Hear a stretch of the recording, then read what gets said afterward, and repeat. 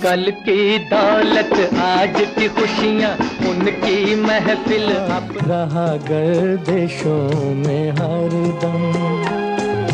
मेरे पैरों में घुंघरू बंधा दे तो फिर मेरी चाल देख ले। छू लेने दो नाजुक होठों को कुछ और। क्या मिलिए ऐसे लोगों से जिनकी फितरत मुझे दर्द दिल का पता न था।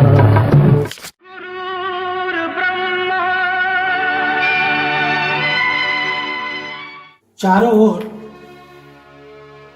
केवल इसी गीत पर सुगबुगाहट है कि रफी साहब को भारत रत्न दिया जाए। सभी रफी साहब का अनंत गीत हैं, 26,000 गीत हैं, लेकिन कुछ ऐसे गीत हैं जिन पर कोई उंगली तक नहीं उठा सकता। मेरी किताब मोहम्मद रफी एक अनमोल रतन का विषय भी यही है। प्रकाशक के पास रफी साहब को भारत रत्न अभी तक क्यों नहीं मिला, ये किताब अभी प्रकाश्य के लिए पड़ी हुई है। रफी साहब को केवल एक गीत के कारण भारत रत्न से सुशोभित करना चाहिए। वो गाना है जहां डाल डाल पर सोने की चिड़िया करती है बसेरा। इस गाने को सुनने के बाद कोई भी व्यक्ति कह सकता है कि वो सप्तक में जाकर किस तरह से गाते हैं। अभी मैं आपको इस गाने को फिर सुनाऊंगा, लेकिन उससे पहले मैं आपसे यही कहना चाहता हूं कि आप रफी साहब को देखें YouTube में किस तरह से छाए हुए हैं, उनके शिष्य छाए हुए हैं। 100 से ज्यादा सिंगर्स केवल उन्हीं के गाने गाकर अपनी रोजी रोटी चला रहे हैं, अपना परिवार चला रहे हैं। कुछ तो बहुत ही अच्छा गा रहे हैं, लेकिन रफी साहब तो रफी साहब है। मेरी एक किताब छप रही है 3 वॉल्यूम में, 2400 पेज की किताब है। प्रकाशक भी परेशान हो गया है क्योंकि पिछले 4 महीने से उनके पास ये किताब पड़ी हुई है, अभी तक वो छाप कर दे नहीं पाए, क्योंकि वो बहुत परफेक्टली काम करना चाहते हैं। वो किताब देखकर खुद ही खुश हो गए, वाह वाह करने लगे। तो मेरा एक छोटा सा सवाल है, बहुत मासूम सा सवाल है कि कब आएगी भारत रत्न देने की शुभ घड़ी? कब रफी साहब को भारत रत्न दिया जाएगा?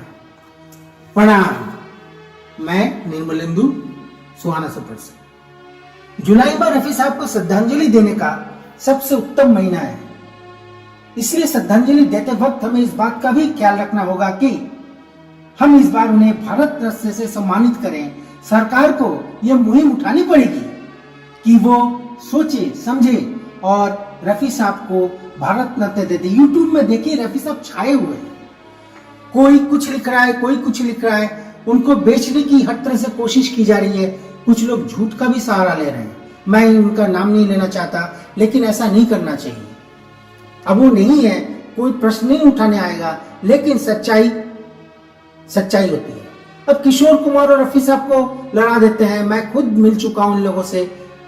ये लोग दोनों इतने अच्छे दोस्त थे, इतने अच्छे दोस्त थे। यही कारण था कि रफी साहब एक बार पहुंच गए थे, किशोर कुमार का गाना बैन हो गया था, इसलिए ऑल इंडिया रेडियो पहुंच गए थे। तो वो सब किस्से बहुत हैं, किस्से नहीं है। लोग कहते हैं किस्से, मैं कहता हूं किस्से नहीं, हकीकत है। जी हाँ, हकीकत है। इससे हम लोग इनकार नहीं कर सकते कि इन दोनों में गहरी दोस्ती थी।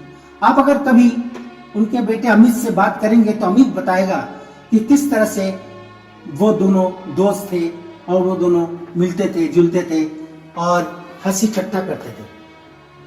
मन्ना डे, किशोर कुमार ही नहीं, मुकेश और महेंद्र कपूर भी उनके मुरीद थे। महेंद्र कपूर उनको तो अपना गुरु मानते थे।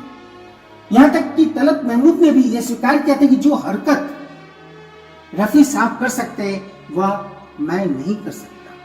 उन्होंने यह एक इंटरव्यू में कहा था। इसके प्रमाण है भक्ति रस में डूबे गीत। उन्होंने कुछ गीतों के नाम भी बताए, जैसे मन तरपत हरि दर्शन को आए।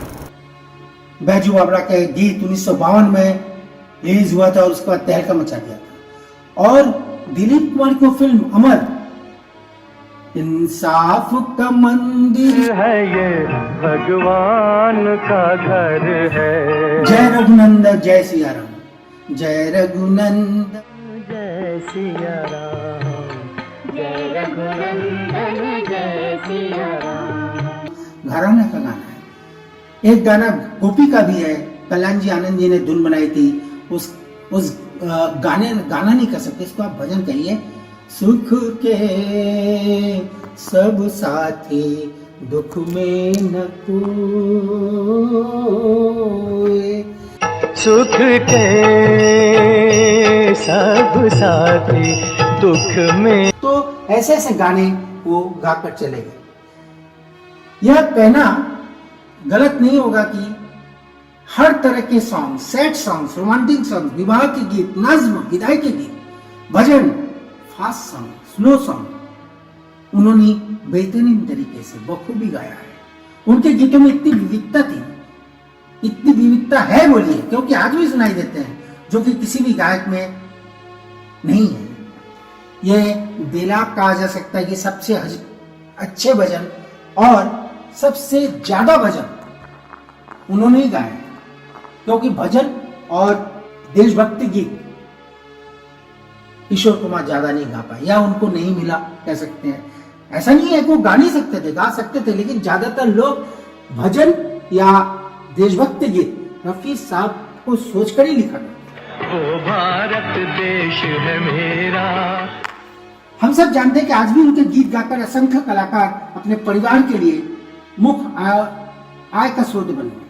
कई दशक बाद भी लोग आज यही कहते हैं कि रफी साहब निहायत ही शरीफ और नेक दिल इंसान थे, और इसीलिए उस नेक दिल इंसान को, उस उच्च दर के गायक को, उस गायक रूपी कलाकार को भारत रत्न अवश्य ही दिया। यह भी एक कटु सच है कि कुछ कलाकार अदाकार अपनी औसत अदाकारी के बावजूद फिल्मों में लंबे समय तक उन्हीं के कारण टिके रहे। इसीलिए मेरा मानना है कि उन्हें भारत रत्न जैसा सबसे बड़ा अवार्ड बहुत पहले ही मिल जाना चाहिए था। उनके कई चाहने वालों का मानना है कि मुसलमान होने के कारण रफी साहब के लिए कभी किसी ने राजनीतिक लॉबिंग नहीं की। कलाकार तो कोई मजहब नहीं होता, ये हमें याद रखना पड़ेगा। यह संप्रदाय भी नहीं होता। हालांकि अकेले रामविलास पासवान ऐसे नेता थे जिन्होंने सार्वजनिक रूप से मोहम्मद रफी को भारत रत्न देने की मांग की थी। अब देखिए क्यों मांग की थी, आप उस गाने को फिर से सुनिए। गुरु साक्षात पर ब्रह्म तस्मै। आपने सुना कि किस भक्ति भाव से उनकी आवाज देखिए, उनकी आवाज में जो कसक है वो देखिए, वो प्रेम देखिए, वो रस देखिए, वो मिठास देखिए, आपको नहीं मिलेगा। फिर से सुनिए। जहाँ डाल डाल पर सोने की। आप जब सुनेंगे इस गीत को, आप भी उस भक्ति रस में, देशभक्ति रस में बह जाएंगे। जहाँ डाल डाल पर सोने की। अब देखिए, उन्होंने गुरु विष्णु से गाने को उठाकर नीचे फेंका आस्ते से, म्यूजिक ने थोड़ा सा पॉज लिया, उसके बाद ही वो शुरू करते हैं।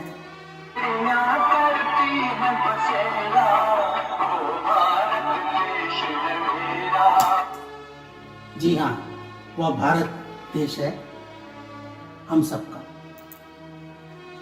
मैं यहाँ एक बात कहना चाहता हूं कि मैंने जो प्रयास किया इसलिए किया कि मैं बचपन से ही मैं रफी साहब का भक्त हूं, और मेरे पापा भी रफी साहब के भक्त थे। वो हारमोनियम लेकर जब बैठ जाते थे तो मैं भी उनके सामने पलटी मार कर बैठता था। वहीं से मैंने शुरुआत की। हालांकि उस समय शब्दों का अर्थ मुझे समझ में नहीं आता था, केवल धुन समझ में आता था, क्योंकि 10 साल का था मैं या 11 साल का। लेकिन उसके बाद धीरे धीरे रफी साहब कहाँ कब किस रूप में मेरे दिल और दिमाग में बैठ गए, मैं नहीं समझा सकता। किताब में लिखे गए इंफॉर्मेशंस रिसर्च करने में मुझे 4 साल लग गए। जी हाँ, 4 साल 6 महीने हो रहे हैं। रफी साहब से जुड़े ज्यादातर नामचीन गुलकारों का, कलाकारों का, गायकों का हमने छोटे छोटे इंटरव्यू लिए, कभी फोन पर, कभी जाकर, और कुछ यूट्यूब की मदद से मैंने उन लोगों को आपके सामने पेश किया। किताब को मार्केट में आने में अभी थोड़ा वक्त लगेगा, क्योंकि बहुत परफेक्टली काम करने की कोशिश हो रही है। 3 वॉल्यूम है, 300-400 पेज नहीं है, 2400 पेज हैं और 1200 से ज्यादा गाने हैं। 1200 से ज्यादा ऐसे ऐसे गाने हैं जो नहीं जानते लोग, लेकिन वो गाने अमर हैं, अजर है। इसलिए मैं आपसे दरख्वास्त करता हूं कि मेरा ये वीडियो जो रफी के नाम है, शेयर करिए, सब्सक्राइब करिए, और अगर आपने सब्सक्राइब कर लिया है तो दोबारा आप इसको सुनिए और मेरे प्रयास को सराहने की कोशिश करिए। दरअसल सोशल मीडिया के लोगों ने इस तरह के तर्क भी दिए कि रफी साहब को भारत रत्न तो पहले मिल जाना चाहिए था, जबकि लता मंगेशकर को मिल गया है। वो ऐसा तर्क क्यों दे रहे हैं? उनका मानना है कि लता जी वर्सेटाइल गायिका नहीं थी। लता जी गायिका थी, बहुत अच्छी गायिका थी, उन जैसा कोकिल कंठी गायिका नहीं हुई है। देखिए, रफ़ी साहब के लिए मैं सबसे पहले बात करूंगी, क्योंकि रफ़ी साहब के साथ मैंने 47 में पहला गाना गाया था।